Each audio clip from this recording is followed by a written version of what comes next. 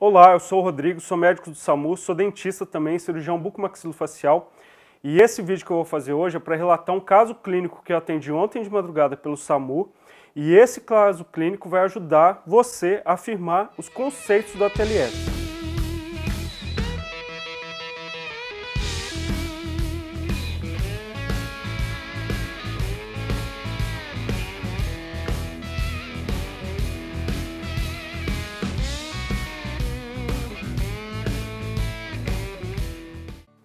Esse é um projeto que eu estou desenvolvendo junto com o Luciano, é o Luciano Engelman Moraes, um cirurgião bucomaxilofacial do Rio Grande do Sul, e ele tem um canal chamado Luciano Buco Brasil.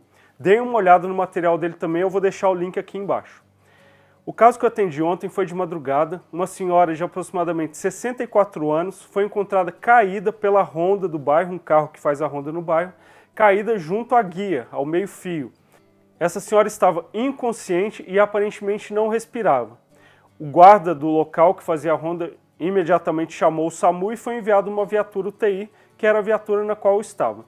Ao chegar à cena, a senhora estava deitada de lado, com as próteses já caídas no chão, havia sangramento pela cavidade nasal e pela cavidade bucal dessa paciente, e ela aparentemente não respondia, tanto que eu cheguei e já falei para o enfermeiro, acredito que possa ser um QRT, que no caso é a sigla para o óbito.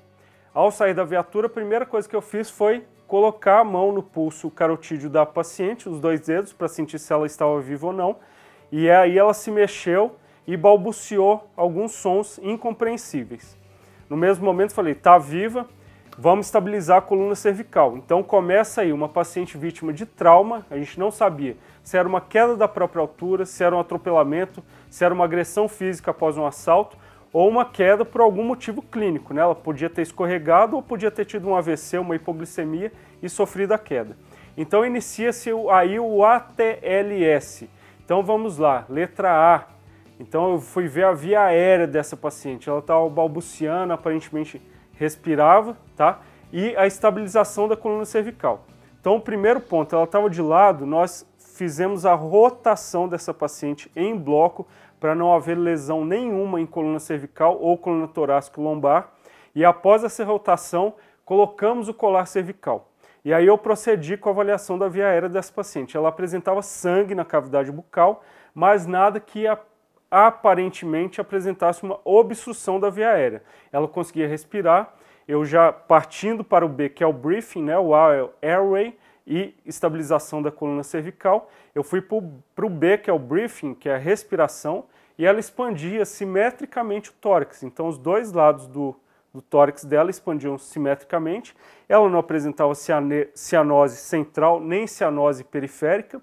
Então, aparentemente, numa avaliação inicial, no escuro, no meio da rua, essa paciente já tinha o A e o B aparentemente normais. Ela balbuciava, quer dizer que a via aérea estava pérvia, ela conseguia fazer algum tipo de som. Durante essa avaliação inicial, eu poderia ter colocado uma guedel na boca dessa paciente, mas eu tentei fazer esse tipo de movimento. A guedel é uma cânula que nós colocamos, já mostrei isso aqui em algumas aulas, nós colocamos na cavidade oral e essa cânula ela faz a anteriorização da língua. Isso faz com que haja uma desobstrução na região posterior da via aérea, na região orofaríngea. A paciente não aceitou a guedel, ela acabou se agitando, então eu eliminei essa parte, nós já colocamos o oxímetro, o paciente saturava 90% em ar ambiente, o oxímetro é aquele aparelho que mede a saturação de oxigênio nas hemácias sanguíneas, e ela saturava 90%, que diante daquela situação era até uma saturação razoável. Então essa paciente, já partindo para o B, eu fiz a ausculta pulmonar da mesma, ela expandia simetricamente, bilateralmente, e também tinham murmúrios vesiculares positivos, sem alteração nenhuma dos dois lados, tanto em base como em ápice pulmonar. Então, diante do quadro favorável nas letras A e B, eu parti para a letra C, que é a circulation, ou a circulação da paciente. Apresenta algum sangramento, tem hipotensão, tem rebaixamento no nível de consciência, como é que está a perfusão periférica da paciente? Então ela tinha um trauma em região de olho esquerdo, com uma provável fratura de zigoma, um edema periorbital bastante importante, o que dificultava até a avaliação do olho, das pupilas dessa paciente, mas não apresentava no momento sangramento ativo. Ela teve sangramento na boca e no nariz, mas naquele momento ela já não apresentava mais o sangramento. Não havia sinal de nenhuma outra lesão, principalmente lesão em crânio. O paciente foi vítima aí de um TCE, ela caiu da própria altura, bateu a face, provavelmente tenha batido também a região lateral do crânio, mas não havia nenhuma lesão presente, não havia sinais de fraturas em membros, nem tórax, bacia estava estável, então ficou-se mais tranquilo. O abdômen flácido, aparentemente indolor, ela não reagia à palpação, então os riscos de sangramento aí aparentemente era um quadro de queda mesmo da própria altura, porque o trauma estava mais localizado na região de face, então provavelmente não havia um risco aí de um rebaixamento por sangramento. A pressão arterial da paciente era 19,8 e a frequência cardíaca era de 78. Isso é, paciente estável, estava hipertensa, então provavelmente a letra C já poderíamos abolir porque não havia sinais de choque. Vamos então para a letra D. Então a primeira coisa que eu fiz foi a avaliação pupilar da paciente, ela apresentava as pupilas médias, isofotoreagentes, quer dizer, eu coloquei a lanterna e essa pupila fechava, ela ia da pupila média para uma pupila miótica, então ela reagia à luz simetricamente dos dois lados. O segundo passo foi fazer a avaliação da escala de Glasgow, e essa escala eu vou colocar aqui, ela vai de 3 a 15. Então a paciente, ela, no início, quando nós chegamos lá, primeira estimulação, ela abriu os olhos e permaneceu com os olhos abertos por um longo período, até que nós a colocamos na viatura. Então, nesse quesito, nós teríamos 4 pontos, abertura espontânea dos olhos. No quesito de resposta verbal, essa paciente não respondia nada. Eu falei, senhora, qual o seu nome? Está tudo bem? Está com dor? E não havia nenhuma resposta, nem palavras inapropriadas, e ela fazia no máximo, balbuciava alguns sons, então são sons incompreensíveis, e essa paciente ganhou então nota 2 na resposta verbal. E na resposta motora, do lado direito, ela mexia, conforme nós estimulávamos, ela tentava localizar o local onde estava sendo estimulado, e eu pedi para que ela apertasse minha mão. E ela respondia ao comando e apertou minha mão por várias vezes. Então ela ganhou nota 6 na resposta motora. Então nós temos 6 de resposta motora, 4 de resposta ocular e 2 de resposta verbal. Então nós temos aí um Glasgow 12. Na hora ali, quando eu botei na viatura, ela começou a fechar o olho, ficou um pouco mais sonolenta e só abria o olho sob estímulo doloroso forte. Então esse Glasgow dela caiu para 11, 10 mais ou menos, tá? Mas é uma paciente que tem um nível de consciência ainda preservado, apesar da gravidade, e não indicava, nesse caso, a intubação orotraqueal, já que ela tinha via aérea livre, saturava bem e tinha um nível de consciência preservado, Glasgow 11. A gente só vai intubar a paciente com Glasgow 8 ou quando existe alguma alteração no A e no B, em que a gente tenha que fazer realmente a liberação da via aérea e a ventilação mecânica dessa paciente. Então, após a avaliação da letra D, nós partimos para a letra E, aí a paciente já estava embarcada na viatura, nós cortamos toda a roupa dela para verificar se existia algum trauma adicional e não havia. Nesse caso, então, botamos a manta térmica para manter a temperatura dessa paciente para evitar que ela fizesse hipotermia. Um dado muito interessante desse caso é que essa paciente, ela mexia todo o lado direito, tá? E o lado esquerdo todo o tempo muito mole. Então, nós começamos a pensar numa possibilidade de um AVC que levou à queda.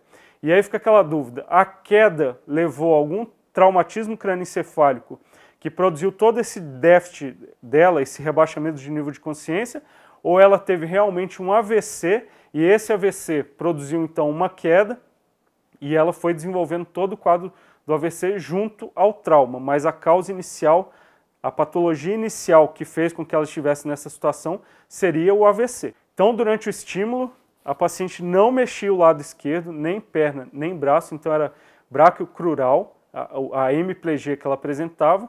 E nós, então, eu passei o caso para a regulação médica, já para avisar a Unicamp que eu tinha uma provável paciente vítima de AVC e que provavelmente estava em tempo de trombólise, ela podia ir para a Unicamp, provavelmente tinha condições de fazer a trombólise, mas associado a isso eu tinha um paciente de trauma também. Então, dentro da viatura, nós então aferimos de novo a PA, confirmou 18,9 de PA, uma frequência cardíaca de 78 no monitor em ritmo sinusal, saturava 97% com máscara de O2 e mantinha esse Glasgow 11,10. É sempre importante lembrar que todo paciente que tem rebaixamento de nível de consciência é importantíssimo que você faça o destro do mesmo. E a glicose sanguínea dessa paciente, no caso, era de 144. Então, após a regulação com o serviço de neurocirurgia da Unicamp, nós fomos rapidamente até o hospital, onde ela já foi recebida com tudo preparado, tanto pela equipe do trauma quanto pela equipe da neurocirurgia, para fazer a tomografia o mais rápido possível. E após a tomografia, confirmou-se que havia um sangramento cerebral, um hematoma subdural, e essa paciente teve que ser operada. E até o momento eu não sei ainda qual foi realmente a causa da queda dessa paciente. Porque durante o deslocamento eu fiz um novo estímulo doloroso e ela mexeu os membros do lado esquerdo. Apesar disso, ela chegou na Unicamp com uma hemiparesia, uma diminuição de força desse lado esquerdo. Então, até o momento em que eu saí da Unicamp, não havia sido descartada a possibilidade de um AVC. Eu espero que vocês tenham gostado desse caso. Eu vou contar novos casos aqui, para que vocês fixem realmente o que é o ATLS, o A, B, C, D e E. Isso pode ser questão de muitas provas e tem que ser sabido por todo cirurgião bucomaxilofacial ou todo médico que trabalha no sistema de emergência e urgência. Outro ponto fundamental é você saber calcular a escala de Glasgow. E isso eu vou fazer numa próxima aula junto a um app que eu tenho no celular, em que você não terá dúvida. Muitas vezes as pessoas têm dificuldade no início de decorar os parâmetros da escala de Glasgow, mas se você tiver um celular ali com o app do lado, você calcula isso facilmente. É isso. A história de hoje é essa. Se você gostou desse vídeo, por favor, compartilhe. Ele pode ser útil para alguns colegas seus que também têm interesse nessa área.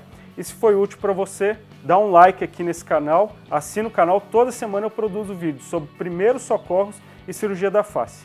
Um grande abraço e até o próximo vídeo. Tchau!